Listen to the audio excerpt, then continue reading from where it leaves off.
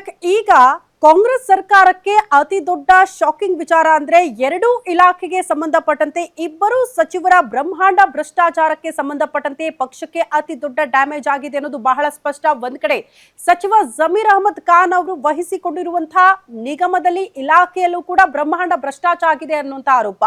ಒಂದ್ ಕಡೆ ಅಬಕಾರಿ ಇಲಾಖೆಯಲ್ಲೂ ಕೂಡ ಬ್ರಹ್ಮಾಂಡ ಭ್ರಷ್ಟಾಚಾರ ನಡೆದು ಹೋಗಿದೆ ಅಂತ ಆರ್.ಬಿ. ತಿಮ್ಮಾಪುರ ವಿರುದ್ಧ ಈ ಹಿಂದಿನಿಂದಲೂ ಕೂಡ ಆರೋಪ ಕೇಳೋದಕ್ಕೆ ಸಿಗ್ತಾ ಇತ್ತು. ಆ ಇಬ್ಬರು ಸಚಿವರಿಂದಲೇ ಈಗ ಸರ್ಕಾರಕ್ಕೆ ಅತಿ ದೊಡ್ಡ ಡ್ಯಾಮೇಜ್ ಆಗಿದೆ.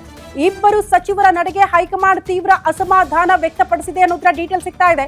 ಆರ್.ಬಿ. ತಿಮ್ಮಾಪುರ್ ಜಮೀರ್ ಅಹಮದ್ ಖಾನ್ ಬಗ್ಗೆ ಅಸಮಾಧಾನ ವ್ಯಕ್ತಪಡಿಸಿದ್ದಾರಂತೆ ವರಿಷ್ಠರು. ಇಲಾಖೆಗಳಲ್ಲಿ ಪದೇ ಪದೇ ಅಕ್ರಮ ಆಗ್ತಾ ಇರುವಂತಹ ಆರೋಪ ಕೇಳೋದಕ್ಕೆ ಸಿಗ್ತಾ ಇದೆ.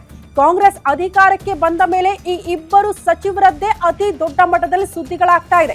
ಭ್ರಷ್ಟಾಚಾರದ ಆರೋಪದಲ್ಲಿ ಪದೇ ಪದೇ ಸುದ್ದಿ ಆಗ್ತಿದ್ದಾರೆ ಇಬ್ಬರು ಸಚಿವರು. ಲೋಕಾಯುಕ್ತಕ್ಕೆ ಸಿಕ್ಕಿ ಬಿದ್ದಿದ್ರು ನಿಂಗಪ್ಪ. ಅವರ ಬಾಯಲ್ಲೇ ಆರ್.ಬಿ. ತಿಮ್ಮಾಪುರ ಅವರ ಹೆಸರು ಕೂಡ ಉಲ್ಲೇಖ ಆಗಿ ಹೋಗುತ್ತೆ. ಜಮೀರ್ ವಿರುದ್ಧ ಸ್ವಪಕ್ಷ ಶಾಸಕರೇ ಈಗ ಗಂಭೀರ ಆರೋಪ ಮಾಡಿದ್ದಾರೆ.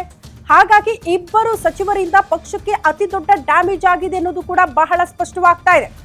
ಈ ಹಿಂದೆ ಆರ್.ಬಿ. ತಿಮ್ಮಾಪುರ ಅವರ ಇಲಾಖೆ ಅಬಕಾರಿ ಇಲಾಖೆಯಲ್ಲಿ ಎಷ್ಟು ದೊಡ್ಡ ಮಟ್ಟದಲ್ಲಿ ಭ್ರಷ್ಟಾಚಾರಗಳಾಗ್ತಾ ಇತ್ತು ಅಂತ ಅಂದ್ರೆ, ಒಂದು ಬಾರ್ ಲೈಸೆನ್ಸ್ ಪಡೆಯುವುದಕ್ಕೆ ಇರಬೇಕಾದಂತಹ ನಿಯಮಗಳು ಇದ್ರೂ ಕೂಡ ಅವರಿಗೆ ಲೈಸೆನ್ಸ್ ಸಿಗೋದಿಲ್ಲ. ಕಾರಣ ಲಂಚ ಕೊಡಬೇಕು. ಲಂಚ ಕೊಟ್ರೆ ಮಾತ್ರ ಬಾರ್ ಲೈಸೆನ್ಸ್ಗಳು ಸಿಗುತ್ತೆ. ನಿಯಮಗಳನ್ನ ಪಾಲನೆ ಮಾಡಿದ್ರೂ ಕೂಡ ಅವರಿಗೆ ಅವಕಾಶಗಳು ಸಿಗ್ತಾ ಇಲ್ಲ. ಇಂಥದ್ದೊಂದು ಗಂಭೀರ ಆರೋಪಗಳು ಸಿಗ್ತಾ ಇತ್ತು.